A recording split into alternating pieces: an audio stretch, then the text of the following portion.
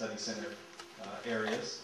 But those students nonetheless were there with enough time to make some initial observations of the changes that were beginning to occur at the time, and had some direct experience as eyewitnesses to the changes that were leading to. So those are going to be we're going to have two of these students be the presenters for the first part of tonight's program. One is Brendan Geck, just graduated in political science, and then Jeremy Hodge, who was a Middle Eastern Studies major, right, Jeremy? Middle Eastern Studies, yeah. So guys, do you want to come up and share what you saw and learned from this experience? People in college is only riot police blocking people from getting in. Which, you know, you might hear that and think to yourself, oh, well, that means that nothing's happening. It's a dud. It was all, you know, it's not true. There's not going to be any protests. But anybody who's lived in Cairo can tell you that Cairo is one of the most congested, crowded cities in the world. You know, it's especially downtown Tahrir Square. For it to be completely empty like this is something in and of itself. It means that something is brewing, and that if you just stick around a little bit longer, something might went out looking for something else. I called a friend of mine who told me that there was going to be about 1,000 to 2,000 people walking along what's called the Corniche. And the Corniche is just a word that refers to the street alongside the Nile. So, you know, the Corniche was only about 5 minutes away from where we were, so we decided to go down there, see if anything was going on. You know, again, we get down there and there's nothing happening. The reason that there is nobody there is you can see this other dotted line, this green one right here. When we had got down to the Corniche, the protesters were up there. And they ended up swinging around this street and coming back down while we were over here in Mendocino. So basically we just missed them. We had bad directions. We were trying really hard to find them, but we couldn't. Go back to Tahrir Square, and this is what it looked like.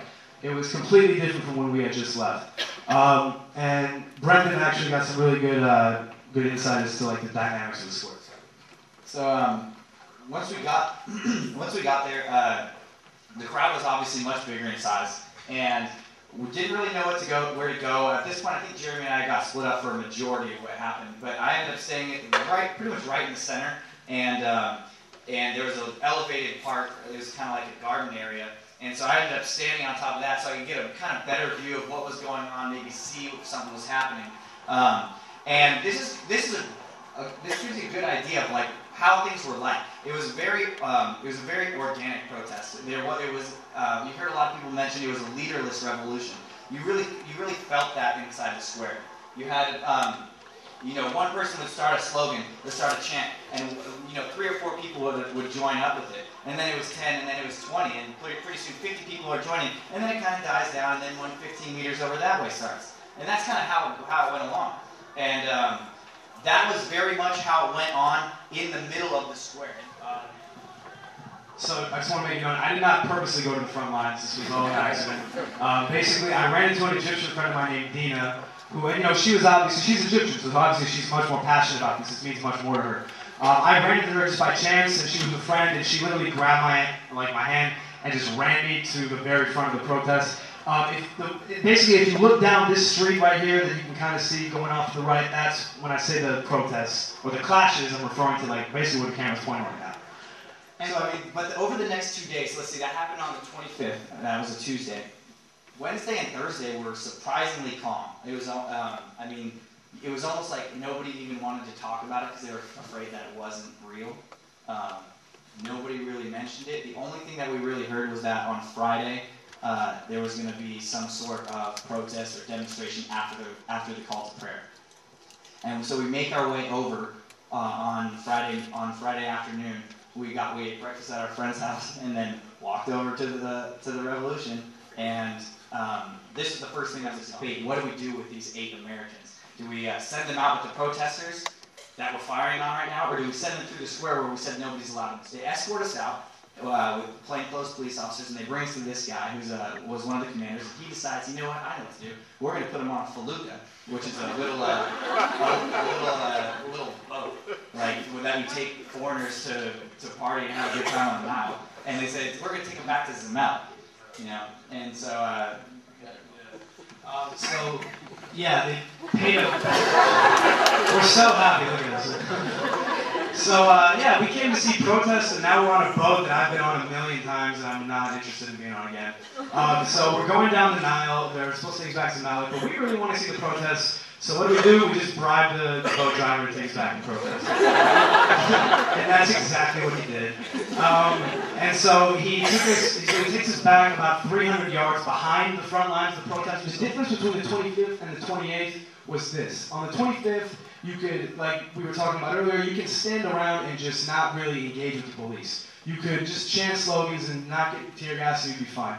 On the 28th, all those people were weeded out. Basically, if you were there, and you knew you were going to get tear gas, you knew you were going to get shot with rubber bullets, you knew we had to wear our shirts over our face like this, you know, so to prevent the gas from getting into our nose and mouth. And then, so we were just there for about 20 minutes, and then there was one particular volley of tear gas that I remember that was just a lot worse than all the other ones. I don't know if it was because they fired more or because this particular strand was stronger. But basically, me and all my friends, I remember me, I just couldn't see anything in this one particular blast they shot at us. And so me and all my friends, without even talking about it, we all just kind of simultaneously run back towards the Ramses for safety. We get back in the Ramses, you know, we kind of take a second to, like, you know, dry our eyes out or whatever.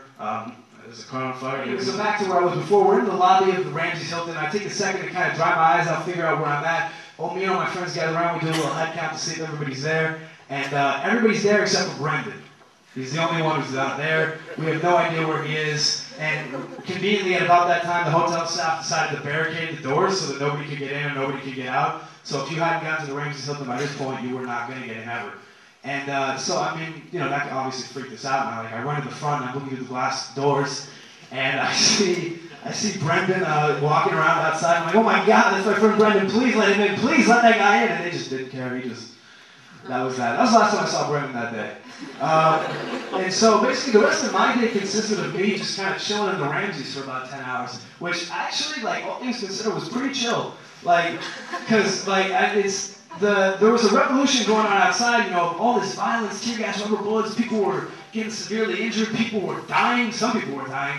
But the restaurant, the bar were both open in the Ramses, like, in all seriousness, I realized how, like, serious this issue of this revolution was at that point, because I remember watching CNN, and of course they were covering this, and they started out with a map of Africa, and then from Africa they zoom into Egypt, and then from Egypt they zoom into Cairo, and then from Cairo they zoom into downtown Cairo, and then from downtown Cairo they zoom into the Ramses Hilton, the hotel that I'm at. So basically they went from Africa to my hotel. And, you know, so basically, I mean, you know, I'm thinking, oh my God, I'm in the most important place in Africa right now. Let maybe the world, because, you know, and this is on CNN, that's probably on every station, everybody's probably watching this. And, you know, that's when I realized that, you know, what I was watching and what I was seeing wasn't just happening to me, it was happening to the whole world to a certain extent, because everybody's eyes were on it. Now what we're going to do is have a panel discussion with our professors. We have Professor Juan Campo, who you guys know from before, from the Religious Studies Department. We have Professor Stephen Humphreys right here from the History Department. And Captain Moore was also in the Religious Studies Department. And they're just going to speak about how the revolution has developed up until now. So, yeah, come on. Succeeded by another man who had, I don't think, any charismatic instincts, but certainly theatrical instincts and great vision, Anwar Sadat. When that ends with the assassination of Sadat, and after a lot of changes, and really in many ways a transformation of Egyptian society in many ways, but democracy has nothing to do with it, and a very powerful police apparatus has a lot to do with things. We then move into the kind of bureaucratic military rule of Mubarak, which I must say just seems to have gone on. Who can remember when he wasn't? Well, none of you can remember when he wasn't there. I can, but he's been there a long time, and that's now come to an end as well. And we have to wonder what goes with the new revolution. And the thing that one keeps hearing is that the army is the hero of February, and they had always played behind the scenes under Mubarak. Behind the scenes, sort of out of the way, Mubarak represented their interests, but when he couldn't represent them anymore, you know, they didn't need him anymore, they could do without it. But they now seem to be discovering that power has a certain appeal, and staying in charge has an appeal, and kind of the disorder of Tahrir Square is not something they want to keep living with. So the noise is that whatever formal arrangements come out of the elections and the effort to draft a constitution, that the Army will try to insist on guaranteeing not only its privileges, but its capacity ultimately to control the political system.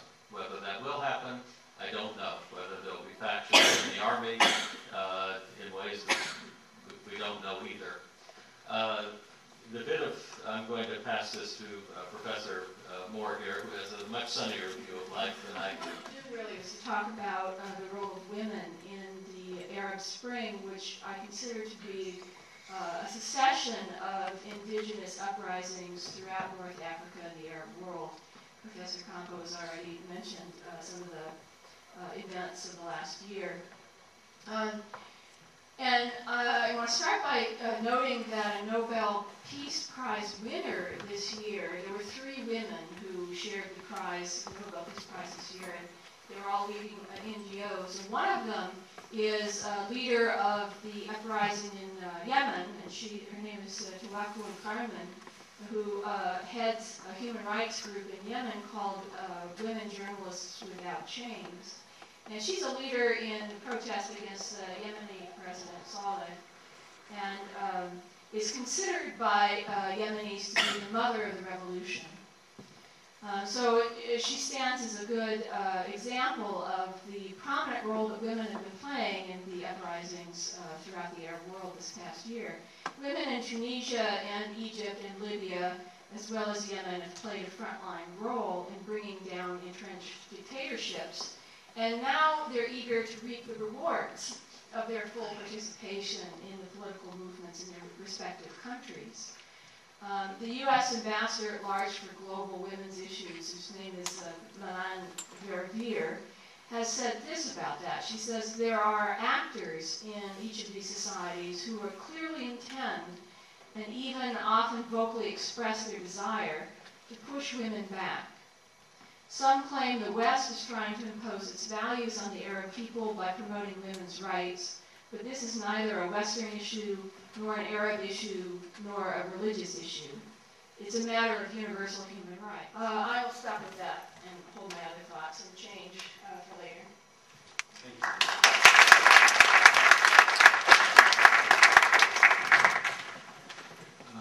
I'm following up on these 2 discussions, and what I wanted to address was the religious question with respect to the changes that have been occurring in the Middle East. And here we're oftentimes given sort of 2 opposed options to think about. One is that the changes will lead to radical Islamic regimes a la the Iranian one that was created in 1978 and 79, the Islamic Revolution led by Ayatollah Khomeini, and that currently controls the country of Iran, or Saudi Arabian-style Islamic regime that somehow eventually the Wahhabists would get control in Egypt, and you'd have then a very conservative, oppressive Islamist regime established there. That's one of the discourses that has been permeating the media, public discourse, policy-making discourse. It's also present very much in Egypt itself. Megda and I were there this last summer during Ramadan in conversation with Egyptians, and those who are more secular or Christian minorities were very much concerned about the creation of a Khomeini-style or Wahhabi-style regime in Egypt in the aftermath of the changes that have been occurring there.